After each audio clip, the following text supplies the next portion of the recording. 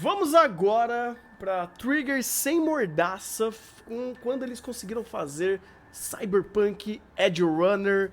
E meu amigo, que felicidade de ver a Trigger trabalhando com tudo aqui. E aqui temos a história do David, que ele vive num mundo de Cyberpunk 2077, literalmente no mundo do jogo, do anime de Cyberpunk 2077. Só um paralelo, Cyberpunk 2077 ou Cyberpunk em si é uma linha de histórias, né? Um gênero muito mais antigo do que o próprio jogo ou do que esses jogos mais atuais. Esse negócio aí tá rodando desde 70 e poucos, 60 e poucos, se eu não me engano. Então, o Cyberpunk 2077 não é o pico da pirâmide. Na verdade, ele é o pico da pirâmide. E é o que deu base ao anime. Então, se você manja do jogo e do anime, tá meio casadinho aqui.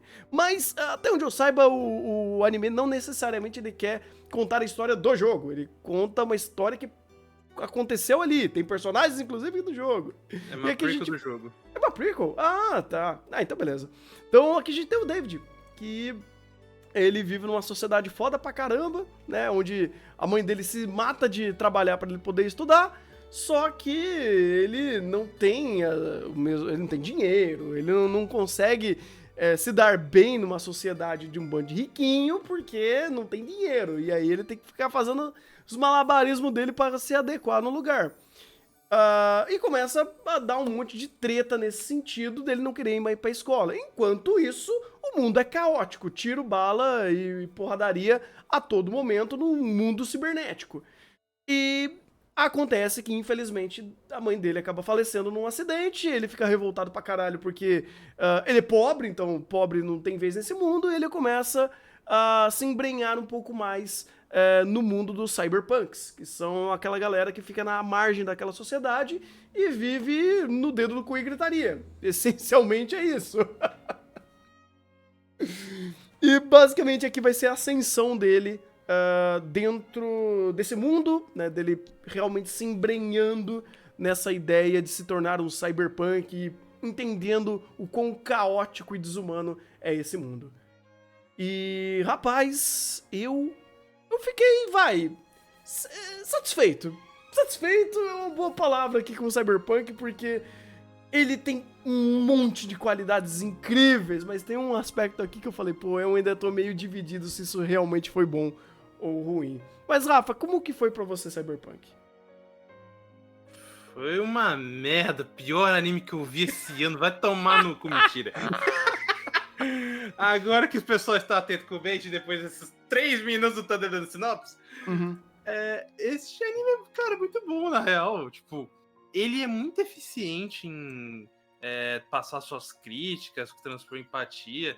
Esteticamente, ele traz muito de uma série cyberpunk mesmo, sabe? O uso de cor neon é maravilhoso, a estética da cidade, tem uma montagem inicial com o David que é muito legal. Inclusive, o David é o personagem mais interessante dessa série pra mim. De Uhum. longe, não é muito difícil, inclusive. Mas Sim. ele. Toda a narrativa em cima dele é muito interessante. E ver isso caindo e quebrando aos poucos é muito legal. Uhum. O que Cyberpunk tem de muito. Não vou dizer que é tão negativo, mas é algo que pode afetar a sua experiência como afetou a minha. Ele é muito previsível. E ele é muito Uhum. previsível por quê? Porque ele é muito corrido. Ele tem 10 episódios só, e querendo ou não, esses 10 episódios passam por muita coisa. Tipo, tem 2, 3 viradas de tempo do que a gente veria em uma temporada em 4 episódios. Então é muito difícil você conseguir um elemento de empatia de vez em quando. Você entende aqueles personagens, você compra eles, mas quando chega no final do dia, eles não são muito mais do que o conceito. Uhum. Isso é meio que a proposta da série, eu sei. Sabe, todo mundo ali é qualquer um, mas quando meio que chega num momento onde eles estão lamentando, tem um momento mais impactante entre um deles, quando chega o momento do Maine, quando chega o momento da Kiwi, quando chega o momento da Dorio, eu tô olhando os nomes tudo no MyMelist, tá? Não lembro de Uhum. nome nenhum. Você acaba ficando meio. Pode acabar ficando meio dividido de. Pô, dá pra ser melhor? Do jeito, do tempo que vocês tinham, com o que vocês tinham, do caralho. Mas dava pra ser melhor. Porque ele começa a jogar tudo pelo conceito. E eu não vejo necessariamente problema nisso, mas aprofundar algo que extrapolasse o conceito e ficasse algo incrivelmente superior à própria proposta, cara, realmente ele precisaria de mais tempo ou ser extremamente genial em escrever essa história. Ele tem um roteiro muito timado. Chega um personagem e ensina uma coisa pro David. Pô, você não pode confiar em ninguém. Ele coloca essa regra tão bem estabelecida que ela é respeitada do começo ao fim. Pô, isso teoricamente deveria ser algo bom, né? Então, o problema é que ele respeita até demais. Então, ele dá essa base pra absolutamente tudo do mundo. E quando ele precisa subverter alguma regra dita anteriormente, que é regras que batem a construção de personagem, não é necessariamente regras de mundo, ele começa a ficar, de fato, muito timado. Você começa a falar, pô, esse conflito vai acontecer assim, porque o outro personagem vai ver aquilo e vai reagir de tal forma. E, literalmente, as coisas começam a bater. E não é nem você querendo fazer futurologia, não, é porque ele literalmente lineariza muito a história. E que é meio contraditório, já que o mundo é extremamente rico. Ele não precisava ser linear, e até uma boa parte do conflito, o segundo conflito da história, vamos dizer assim, sem dar spoilers, ele literalmente é isso. Você tinha muito mais potencial de explorar toda essa ramificação que você deixou na sua mão, mas você linearizou pra bater e seguir com o conflito principal da história. Isso definitivamente não é ruim, muito pelo contrário, ele faz com maestria isso, mas é aquele negócio, ele não sai da caixinha, coisa que a própria premissa do mundo permitiria perfeitamente ele sair da caixinha e extrapolar conceitos. Ele extrapola em outros aspectos, ele não extrapola em roteiro, porque quem extrapola aqui é o Hiroyuki Maishi. E é o Hiroyuki Maishi. E o outro diretor também, ele trabalhou? Ou foi mais o Hiroyuki mesmo que trancou a série? Foi mais o Hiroyuki. Foi mais o Hiroyuki. Ele extrapola. O cara vai além. E assim, vai além até de cenas ou momentos da obra que você vê que claramente o orçamento tava mais baixo. Pô, teve algumas sequências de episódio, eu acho que foi lá pro episódio 2, 3, que ele fez uma sequência de 5 minutos que ele timou, sei lá, 20 cenas. Só. Ô Thunder, tem um momento do episódio 6 que é um momento hiper catártico, o David tá lá, eu vou matar os caras. Tem literal um quadro da cara do David com 10 segundos parado. Ele não fala, não tem suor, o suor que tá na cara dele não mexe, não tem som, não tem porra nenhuma, é a cara dele parada. Chega um momento que você fala, tá, avança, por favor. Pois é aqueles negócios, pô, eu sei que você tá tentando fazer algo diferente, mas se você reparar demais, dá um outro a entender, né? Dá um outro a entender, porque você tá usando o mesmo take, você tá congelando a tela. Você, poxa, dava pra fazer mais. E justamente isso, você percebe que tem certos momentos que pode ser escolha. Inclusive, certas escolhas que ele traz aqui de perspectiva e take, cara, é fantástico, é absurdo. Sim, maravilhoso, principalmente quando ele... As visuais é muito pico. O próprio 6, apesar de ter esse momento que eu acho muito ridículo, tem uns momentos muito bonitos e únicos do próprio episódio. A estética do anime já é única, e esse episódio é bem único. Pois é, e aquele negócio, às vezes a tela congela, você fala, pô, eu entendi porque você fez isso, mas em execução fica meio besta, fica meio bobo, ou meio que previsível. Eu acho que foi o episódio 2 mesmo, que ele ficou timando um monte de takes e fazendo 3, 4 planos diferentes, e ele usando sempre o mesmo enquadramento. Você fala, pô, de novo, cara, eu sei que você tá querendo montar aqui essa linha cronológica, mas ainda assim dá pra fazer mais.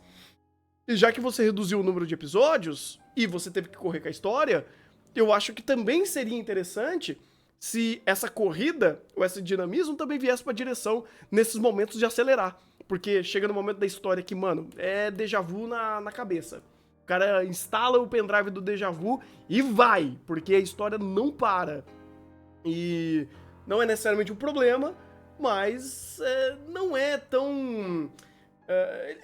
ele não tropeça nas pernas. Eu seria injusto com ele falando que ele tropeça nas pernas. Ele só deixa cada passo bem timado. E aí, se você presta atenção, fica previsível a história. Não precisa nem prestar atenção, tá? É meio muito óbvio o que ele tá querendo fazer. Sim. Mas o ponto não é nem esse. Eu acho que não é que ele tropeça, mas ele dá uns trupicos, sabe? Muito por conta justamente essa questão de tempo, que Uhum. a segunda metade, eu pessoalmente acho melhor que a primeira. Só que os problemas dela, pessoalmente eu vejo são problemas da primeira. Por exemplo, sem spoilers obviamente, mas tem momentos onde que ele tem que acelerar alguns processos do que o David tá passando, ou que algum personagem passa, porque ele não apresentou antes, mas isso tem que estar estipulado para o que vai acontecer no final. E Uhum. aí, quando acontece, pode ser impactante, mas se você parar pra ver, é uma coisa muito corrida. Ou que meio que apareceu agora, e antes não tinha essa grande relevância. Uhum. Então, isso não acaba não sendo um problema, eu acho que Cyberpunk consegue contornar isso bem. Uhum. Só que dá aquele gostinho amargo de porra.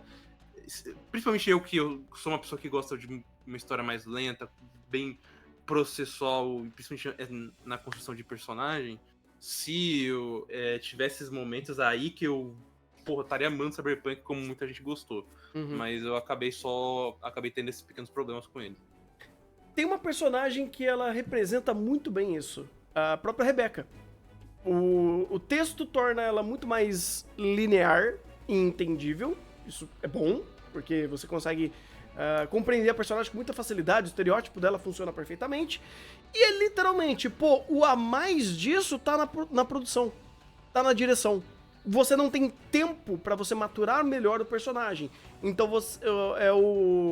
é a produção inferindo informações sobre essa personagem pra ela ter mais profundidade. E vira um pouco disso. Por exemplo, o David e a Lucy, eles têm muito tempo de tela e eles têm muitos conflitos que eles acabam tendo que resolver, que dá a eles mais margem de ações, dá muito mais parcelas de entender certas situações, melhorar a perspectiva dele. E você tem um outro cast, todo o resto do cast de personagens que é extremamente rico, extremamente interessante, que não tem essa profundidade. E acaba meio que timando e se tornando previsível ações, perspectiva e a forma que o personagem vai agir. E até meio que ele já te seta pro personagem fazer aquilo que você já esperava. Poucas coisas meio que surpreendem por sair do que ele tinha timado desde o começo. Por isso que eu falei, você tem essa regra aqui, né, David? Você tá aprendendo a ser um cyberpunk. Eu vou te ensinar a ser um cyberpunk. E tem essa regra. Você vai aprender essa regra. E essa regra vai contar tanto pro mundo quanto pra construção de personagem. E deu. E tô na tua mão. É incrível que ele faz isso muito bem. Ele não se perde. Mas ainda, isso tira um 10 dele, meu. Eu pensei muito, cara. Eu pensei, que nota que eu vou dar pra esse negócio que tem uma produção surpreendente, tem uma dinâmica visual, uma utilização de trilha sonora maravilhosa, toda a estética de Cyberpunk, de todo esse aspecto artístico dele, se não o melhor anime de 2022 que faz isso. Sei lá, ele vai ser lembrado como um dos animes mais impressionantes pelo seu visual desses últimos tempos. E fez por mérito, fez por merecer, e é Trigger. Trigger sem limite, sem mordaça. Os caras fazem sequências de ação extremamente viscerais, com muitas ideias visuais, muito dinâmicas, e ele mostra o que é um anime moderno, sabe? É um anime com orçamento, é cyberpunk. Sabe, você olha e você fala, que bom que Cyberpunk existe, porque ninguém faz metade que Cyberpunk faz. Eu sei, ninguém tem a capacidade da Trigger.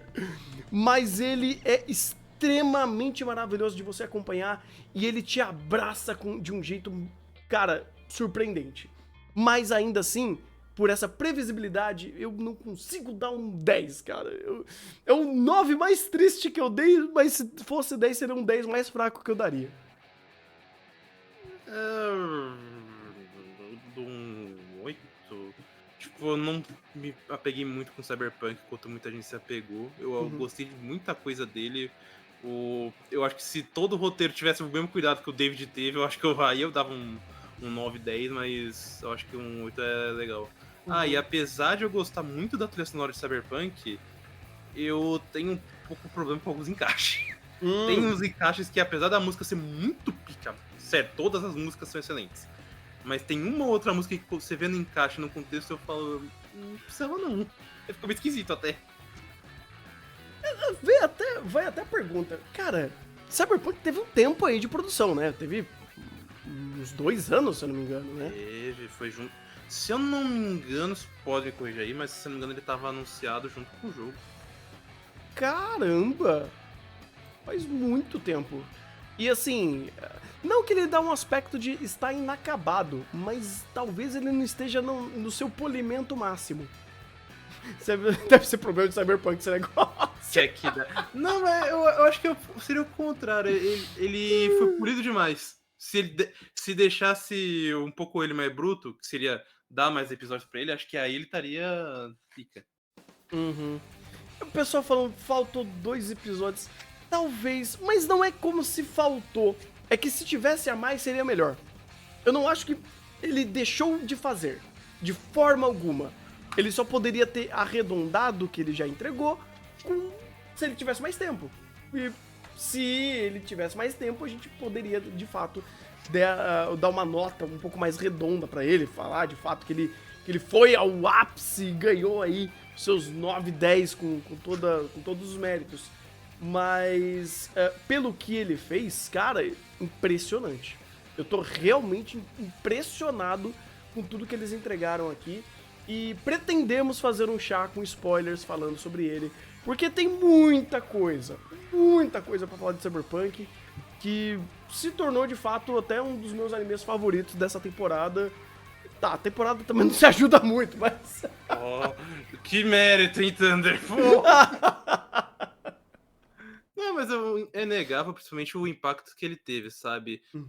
Mesmo que ele saiu tudo de uma vez, que normalmente isso acaba matando o hype de anime, o ritmo de Cyberpunk e a própria série conseguiu se manter tão bem que ainda assim chama atenção até de galera de fora. Muita gente foi ver, então ele realmente também teve um puta do impacto e dá essa abertura pra mostrar que, gente, vocês fizeram um negócio melhor investido, não sei como foi a produção de Cyberpunk, mas com melhor investimento, mais criatividade, mais originalidade, dá um negócio legal. Vamos tentar sair do clichê de original, que eu não creio que isso existe em anime de temporada, mas isso existe? Clichê. Original é uma palavra muito forte pra anime, né? Mas... Não, inclusive essa temporada realmente foi cheia de anime original, e de original foram 2, no máximo. Pois é. E, cara, Cyberpunk, acima de tudo, é um anime extremamente importante. Eu acho que ele trouxe boas conversas, tanto pra própria comunidade quanto pra própria indústria, falando que sim, vale a pena e é positivo você fazer uma produção nesse nível, nesse calibre. E... teve Arcane que fez a mesma coisa, mas não é anime, então não conta. Mas pra Cyberpunk, eu acho extremamente importante, ele manda a mensagem de sim, se você jogar dinheiro no seu outdoor pra fazer um anime lindo, maravilhoso, extremamente impactante, no final do dia sua caixinha de dinheiro vai aumentar. E fez isso com o jogo. O Cyberpunk 2077 vendeu que nem água depois desse anime. E, eu pensei que a indústria dos animes já tinha aprendido com o Kimetsu, né? Mas aparentemente não. Então, a gente espera outras produções tão maravilhosas como o Cyberpunk saindo. E o próximo trabalho do Studio Trigger, que, cara, tá on fire. Os caras tá on fire. E on fire, né? Com Promare. On fire. É puta vida.